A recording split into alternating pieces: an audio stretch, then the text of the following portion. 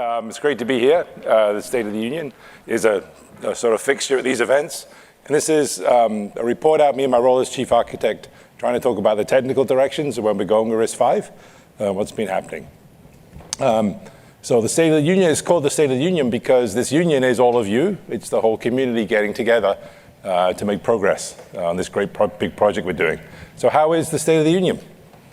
The State of the Union is strong. RISC-V is going from strength to strength.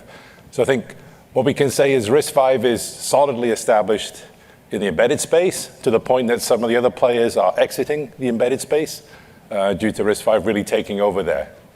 And what's really exciting right now is RISC-V is really on the verge of widespread adoption as an application processor, i.e. the basis of a widespread binary software ecosystem. Now AI, you cannot do a talk these days without mentioning AI. And RISC-V really has become the standard base ISA for pretty much all the work going on in AI accelerators. And that's not completely an accident, as I'll describe. So when people talk about RISC-V and RISC-V ISA standards, there's always this confusion, and Dave brought this up for those of you at the breakfast this morning about one of the common misconceptions about RISC-V, is it has all this flexibility. How can we possibly build an ecosystem around a super flexible ISA? And where people are getting confused is the design of the ISA, by making it modular, we did allow a very flexible architecture. So if you want to highly optimize a design for a particular use case, you're free to do so. You can reuse those components. Saves you a lot of work because those components are available, the ISA definitions, the compiler support to use those extensions. But in that case, you're really developing custom software for your highly optimized custom core. That's great, you can do that for yourself. But if you want to build a widespread, widely used architecture where most of the software that's going to be run on that comes in the form of a binary, you need something that's much more tightly controlled. And RISC-V also allows that. We have a modular design, and what we can say is we're going to, on top of those modules, put a bunch of requirements and mandates together to make a very tightly controlled architecture. And that's what we've been doing with the profiles. So you can think of the profiles as layering a set of mandates on top of this vast array of modular ISA extensions we have. And by doing so, we enable you to have this rich but very standardized architecture that could be the target of binary software. And so a lot of people worrying about RISC-V fragmentation are really confusing, sometimes deliberately, the latter with the former. It's a modular ISA, which means it can be flexible, but those modules can be packaged in a way that you have a very tightly controlled architecture, and that's the goal of the profiles. Big news. RISC-V RVA 23 is ratified. This is huge things. So I really do think this will be, over time in history, we'll look back at this as one of the major milestones in RISC-V development. So RVA 23, it's the second major release of the application processor profile. So back in 2016, I remember we had a workshop at MIT, and at that MIT workshop, folks from the distros were asking us, what should we do the compilation for RISC-V? There was no hardware out there. There was no Linux-capable hardware at the time. But the open source software community was very enthusiastic about supporting RISC-V. And because they were compiling everything using emulation, they really wanted to just do it once. And so what was the ISA string they were going to use to compile stuff? So back in 2016, we settled on RV64GC was the standard. And so in effect, that became the de facto standard for RISC-V for distros, for the binary distributions. And when we were defining the profile model and idea, one of the things we did is formalize that earlier de facto standard as RVA 20. So RVA 20 really captures that 2016 design. There's a lot more cleanups and other things we had to write down. But basically, RVA 20 really was the first major release, and it really dates back to 2016. That's when we started seeing binary distributions become available for RISC-V. Now with RVA 23, fast forward quite a few years, we view this as really, now that RISC-V is getting ready to penetrate into mainstream application processors, there was a bunch of features we needed to include, and the new mandatory features are vectors and the hypervisor. And so this really completes a set of capabilities and really fills in some of these major gaps that we had before. And now going forward, any application processor that is compatible with RVA 23 will have these features, which are critical for being competitive in this space. And there's some other really important options vector crypto, so high-performance cryptography algorithms. Now, these are not mandates because different areas around the world have different cryptography standards. So there are different options depending on which crypto standards you want to support, but all of them have a high-performance vector ISA extension to support them. So RVA23 is really a milestone because this is going to be the profile that's going to be behind the initial push of RISC-V into all these rich software ecosystems. So Linux, Android, and others are going to use RVA23 as the base. So this is a really important milestone. So thank you to everybody, all the hard work, all the long and sometimes heated discussions about what should be in, what should be out of RVA23, but we managed to reach agreement, and it's now ratified. So thanks, everybody. And already, now this is not a case where the standard is done, now we have to wait a few years for support. All the vendors who've been engaged in the discussions have been tracking very carefully, implementing the pieces, and so you're already seeing multiple vendors already have RVA23 support in the IP you can go license and upcoming silicon. So you'll see RVA23 being available pretty quickly in real life. So I want to go back now and talk about profiles and a bit about how this works. And so it's really important to understand why we need a profile, why it's the form it is, how the binary software ecosystem dynamics operate. So if you're somebody who's building a binary software ecosystem, you really want to run on the largest number of devices out there in the field. And so you want to target, you'll end up targeting the lowest common denominator. Like what's the minimum set of things that allows me to run on the widest set of devices. So that's one side of this equation. Now, if you're a hardware vendor providing features, whether you're an IP supplier or a silicon supplier, you don't want to add features that aren't going to be used because you'll be uncompetitive in cost and power and area. And so you don't want to add anything that's not being used. Now, as you'll see, there's kind of a problem, chicken and egg problem here. If the feature's not available on every device, the software ecosystem won't use it. And if the software ecosystem doesn't use it, the feature won't be implemented by others, right? And so, but to actually be competitive, you need those features. To compete against the other architectures, those features are needed. So we really need to have the two communities come together where the hardware software community works together to identify the essential features that will be added. And then all the different vendors in RISC-V can agree to release these features at the same time in the same generation to move the whole architecture forward at the same time. So the profiles are really about aligning the hardware vendors on the features that will be in the implementations such that the software ecosystem can rely on them and therefore will use them. And we'll really reap the benefit of those features in the architecture. So that's why we developed the profiles, and that's their structure. Now, RVA, one thing to say is there's many kinds of possible profiles. We focused on RVA initially for application processes. And this specifically, the goals here were to support this rich binary ecosystem. And another goal with the RVA line of profiles is to make sure that future versions of the profile, things that are compatible with that, can run software that was written to one of the older profiles in that family, right?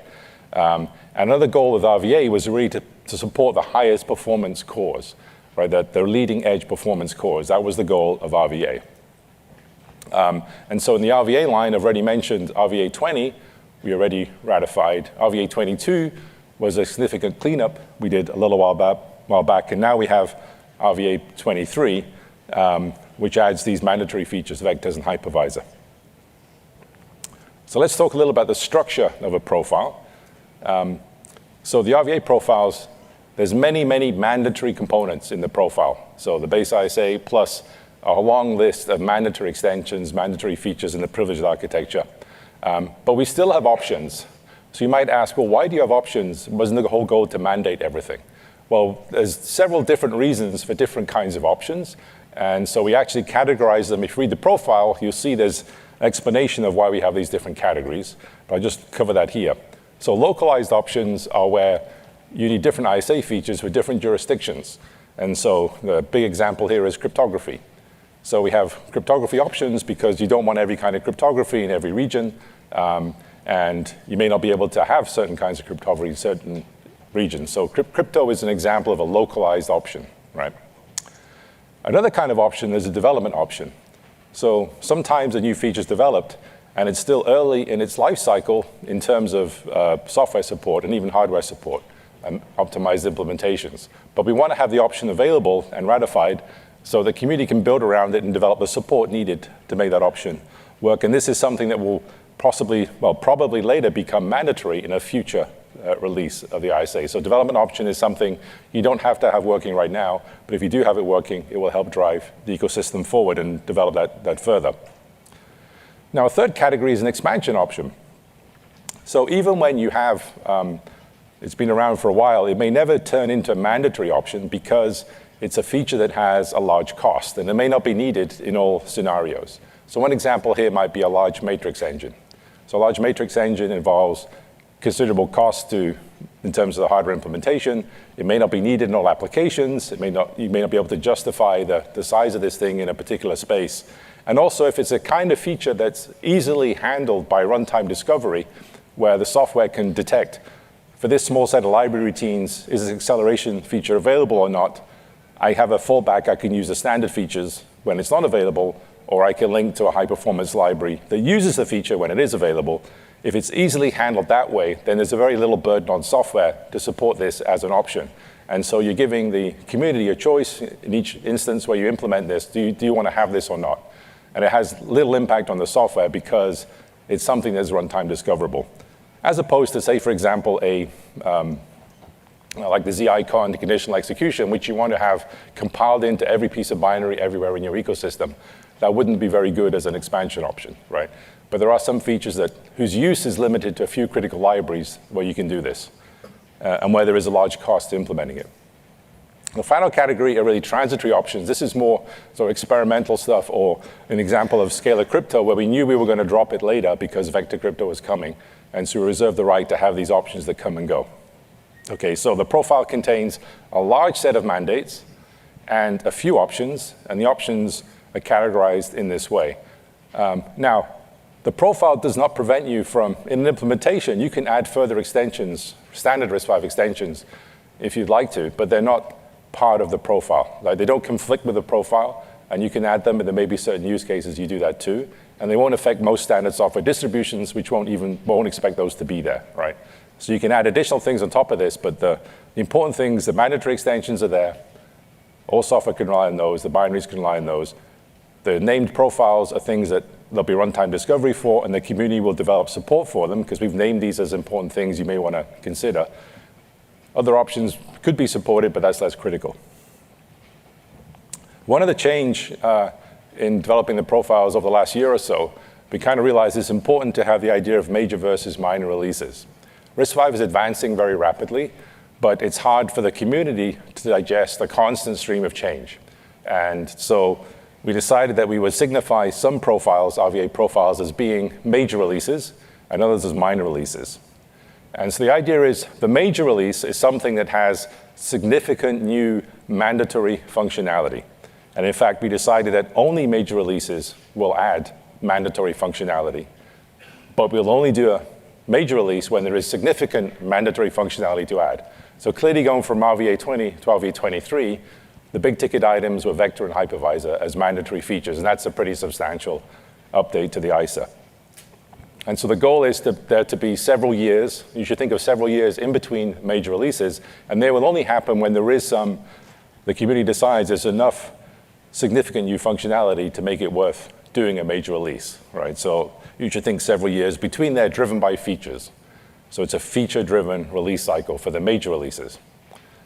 The future minor releases, however, they will only introduce options, not mandates.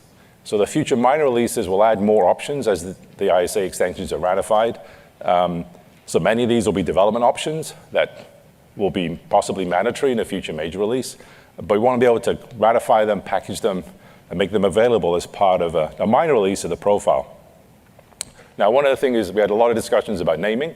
There's a lot of strong opinions about names. We sort of settled on this model where RVA 23 is a well-known name. We'll keep that name for the major release. But the future minor releases after RVA 23 are going to be point releases. So there'll be an RVA 23.1, RVA 23.2, et cetera. And those are the minor releases based on RVA 23. And again, these will only have options added on top of the mandates in RVA 23. Now, when we go to, and the minor releases, we expect to have pretty regular cadence, more of a train leaving the station model for releases, because we are regularly introducing new ratified extensions. And every so often, maybe every 6 months or so, maybe something in the order of maybe less than a year between releases of the minor releases as we get new ratified extensions out there.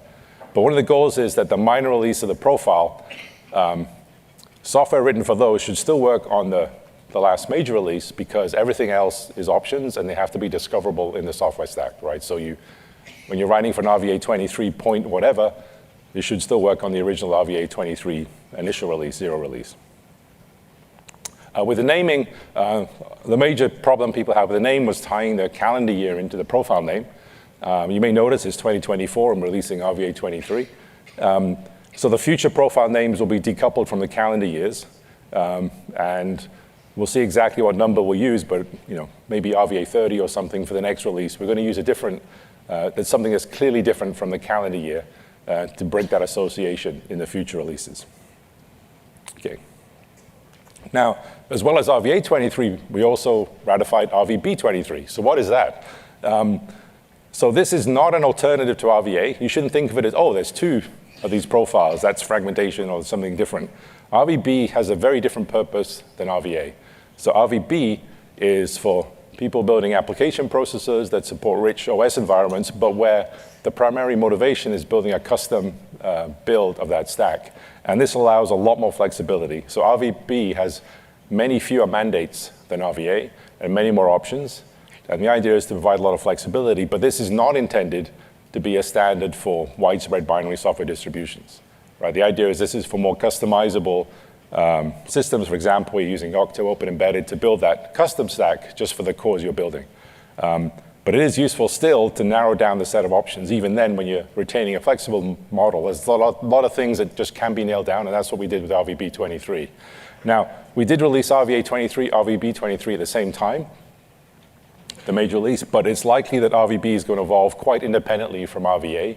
In particular, there's less need for major releases with RVB because it has many more things as options. The intent is to keep that much more flexible, right? So profiles are only about instruction sets, and there's a lot more to standardize in building a real hardware platform.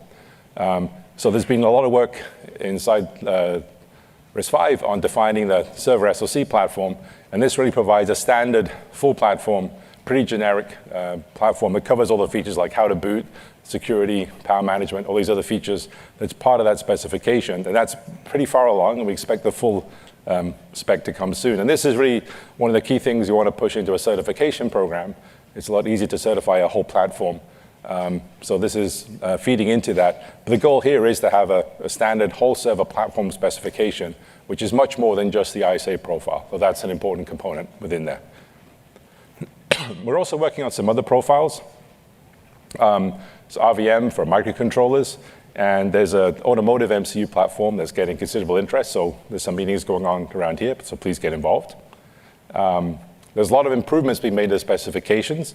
So there's been a lot of work to pull together all the ISA documents into a single tree. This is still a work in progress, so this is a call for help. So please go help look at this, propose improvements on the spec tree. And there's a lot of work going on to improve this, and this is going to take some time. But the idea is to officially publish the entire spec with a single version with all the components in there, including the profiles. And you're sort of seeing this has been a major improvement over how we manage the specifications. And also, as new specifications are being proposed now, they'll be done as a diff on the entire original manual. So it's easier to see the impact across the whole ISA. So just a couple minutes, last minute or so, talk about RISC-V and AI. So Dave mentioned it this morning, but when we developed RISC-V, it was back in 2010, before this wave of AI happened. AlexNet hit in 2012. But we did design RISC-V to support specialized computing. That was one of the goals of the project in which we founded RISC-V. And since then, we've added these standard vectors, which were designed to be efficient in mixed precision operations, which is an important part of a lot of AI kernels, like 16-bit floats accumulating into 32-bit. And it's already been adopted in many AI accelerators from big companies. We heard the talk from NVIDIA yesterday. So the RISC-V flexibility supports these specialized AI extensions. And because AI is still in a very early stages, there's a lot of experimentation going on. RISC-V is an ideal platform for that. But what about standardizing these features? So there's been a lot of work at RISC-V on matrix extensions. And there's two major categories, integrated matrix extension which uses the existing vector registers and adds matrix operations. The attached matrix extension, which adds a big set of accumulators and does matrix operations over there. That's a much bigger extension in terms of hardware. And there's also some new proposals coming out to support a wide range of data types, including all the new data types in AI. And this is really a challenge in ISA design because there is a lot of different things to support with not many, with a lot of opcode space. And just quickly talk about, as well as AI, RISC-V is very actively developing a lot of security extensions. Don't really have time to go over these, but just to show you there's a lot of ongoing activity in security in RISC-V. And just to sort of end up here, just to summarize. So RISC-V is well established and embedded. It's maturing into this reliable partner for the application processor ecosystem, and RVA23 really is a big highlight. That's a big milestone in our development there. We're getting the specifications into better shape. And there's a lot of progress on making a standard server platform with all the needed features. RISC-V is already the natural starting point for working new AI systems. And I think what's interesting, how do we intersect AI with open software stacks for AI? I think that's a really active area for development. So that's it from me. Thank you.